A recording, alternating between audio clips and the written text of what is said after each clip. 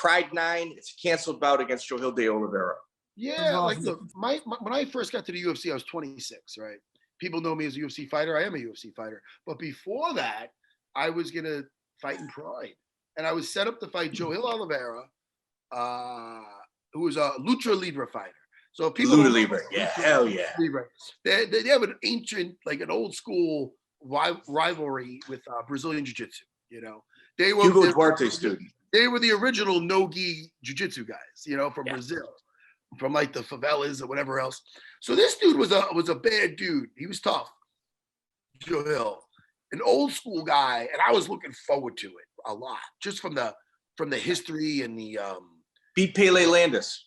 Yeah, man. No, he was almost 100 headbutts in one fight. He was a legit old school Lucha Libre fighter. I was a new school Renzo Gracie, Renzo's first black belt, and fantastic on paper. Was there a lot of like pride as the fact like this is jiu-jitsu versus Lucha Libre? I got to win based on my clan in a way. Was that kind of like that? Back then? Yes, 100%. That's what I thought. And it was also, I was still in that jiu-jitsu versus everyone type of mindset. Yeah. I mean, I didn't even develop my striking where it should be back then I was still in the mindset of get a guy down and take him out there. That's where, that's where I was. So we're over there in Japan and we're backstage and the little Japanese lady comes up. She goes, okay, don't walk past the X, because the fireworks. She means like the pyrotechnics, So I'm like, oh, okay, I get you. So there must have been a language problem because I'm backstage, I'm waiting. I'm in back then I used to walk out in the gi. So I had the gi on and I'm like, yo, this is taking a while, man. How long does this guy take to walk to the cage? Because I heard his music come on. So then Mark Kerr runs over.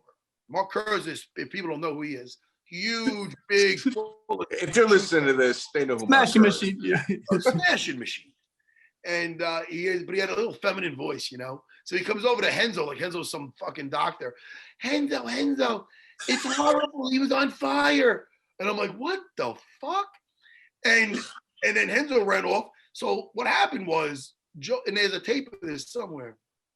Johil walked out and he got in front of the X by the pyrotechnics. He stood in front of the X. He stood in front of the X. And it was nasty, man. You see him, he got like 45% of his body. He had how much? 70%. Oh, I'm way off. Oh my God. Yeah. Yeah, dude, that poor guy. I don't even know what he got compensated, but I'm sure it wasn't worth it.